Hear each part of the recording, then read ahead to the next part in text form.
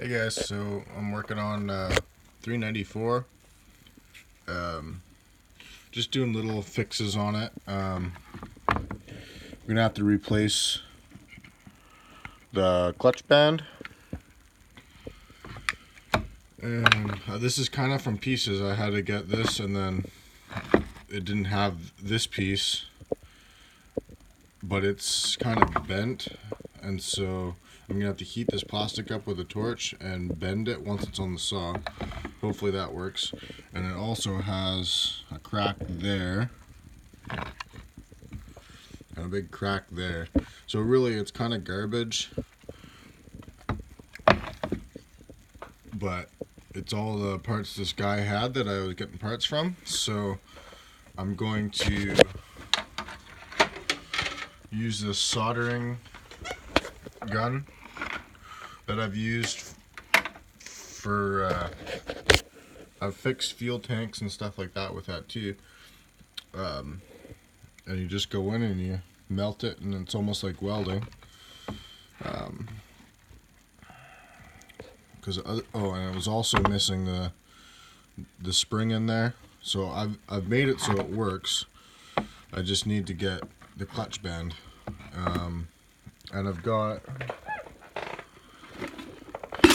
I got some more parts. He actually had some new parts, but if I need that, I have that. And the dogs are kind of special for the 394.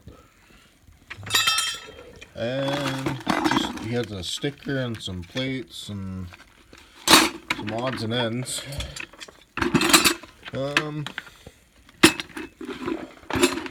I guess while I'm waiting for that to heat up, I'll put the saw up here.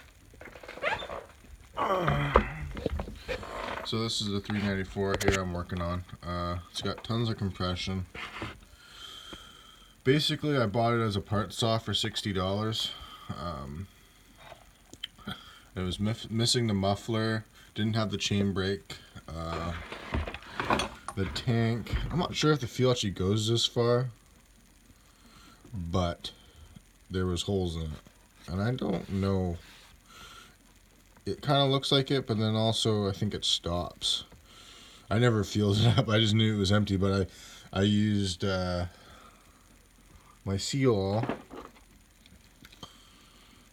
and I really just plugged it and waited for it to hard. It was soft for a while, but now it's rock hard, so that's awesome. And that paint, I kind of mushed it around to feather it to make it kind of look the same, but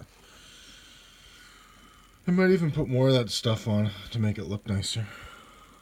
But then I just got some of this orange paint. It's not obviously the right color. It's different. So I fixed that. I did definitely have some fuel leaks in there, but they were really small, and that seal will definitely fix it. I've had fuel in it. It may even still have fuel on it. Let's take a look.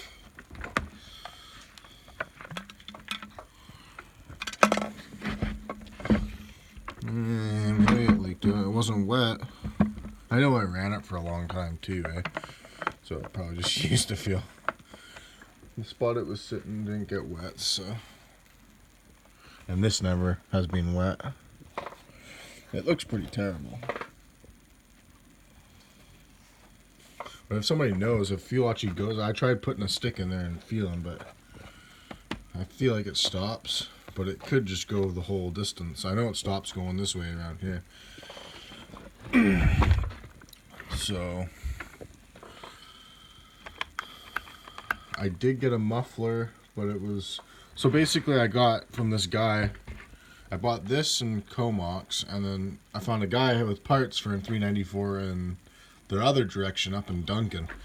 So he had the parts for $60, but the muffler was no good, and it was cracked, and it was he thought he had mufflers, but it didn't have enough. Didn't have enough.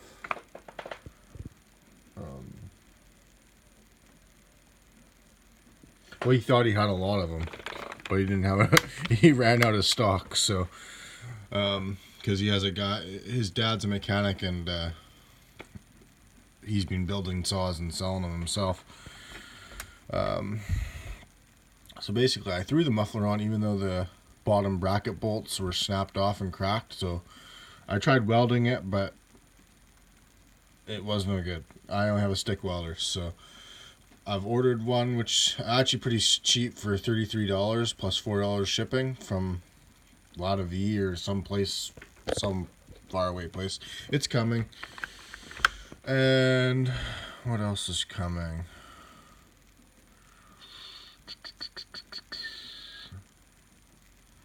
Muffler. Something else important. Oh, not for this saw. I'm working on I also got. That leads me into the other problem. Is once I day fire it up and it's running good, the carburetor's acting the way it should. It's about one turn on each high and low. The idle's still kind of weird. Like the adjustment seems like it doesn't have a lot of control, but it's acting like it should and it runs good. It vibrates a little bit like the bearings, but it may just need to run for a while. But it wasn't oiling. And so I took the oiler apart. Yeah, it's kind of oily up in there, but I'm hoping that'll sort itself out. It hasn't run much. So I got the oiler from another guy I get parts from. He has a good supply, but I don't like using them too much because he likes keeping his good parts for the big saws, right? So I usually typically just fix the cheaper ones, you know. And so he had the oiler, and he charged me $40 for the oiler, which is a sweet deal because it was $150 from Walker's Saw Shop. That's another thing too. Is I don't know. I got this from the other parts guy, but it seems like it should stay in there. I don't know. Oh, I'm gonna have to fix this too. It's a real part saw, but I mean, technically, I'm gonna be able to fix it. It actually is pretty tight once it's in there, but it needs to be JP level or something. It's gonna be one of those saws, but it runs good.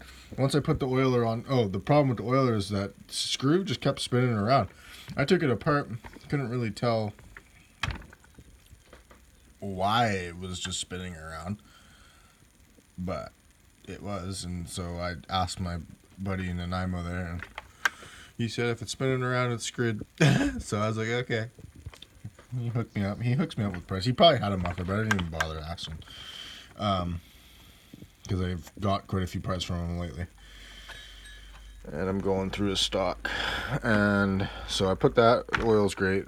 Those rubbers in there might be screwed because it is kind of leaking a bit. But like I said, I haven't run it. This wire was off too. So a lot of times when stuff like that, I figured that was the problem, but I don't know if he actually goes that far. But I literally, when I bought it for $60, brought it home, got the muffler for it.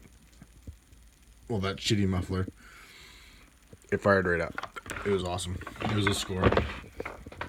So, but now with all the used parts I've got, including the parts coming, that muffler, I'm $255 into it.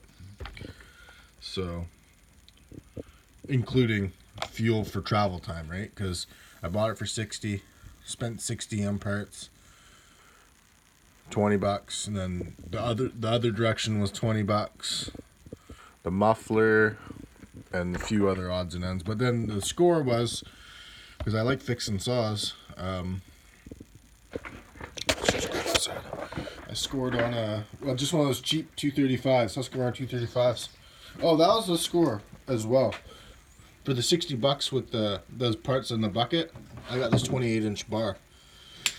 Because he had said he had all the parts, but he didn't really. So I was just like, why don't you throw me in one of them bars? So I got a bar, which is decent.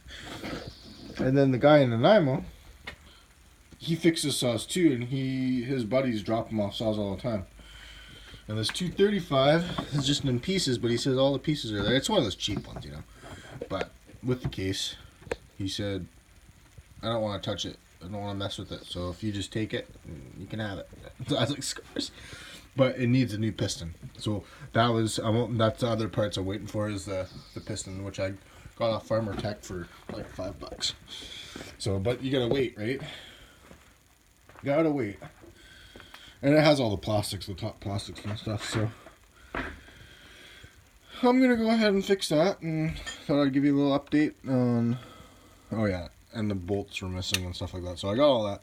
I actually did pretty good with the parts. I think $250, and I can sell it for $450, or some people have these up for sale for $650. So, but I won't charge that much. But I'll bring you along if I have. Once I get it all put together and running, I'll show you with the bar. So I still have to. I'll probably be into it for $300, which is kind of shitty, but it is. This is a $1,500 saw new at Walker's. So you divide that by 2. That's what you can get used for it. So.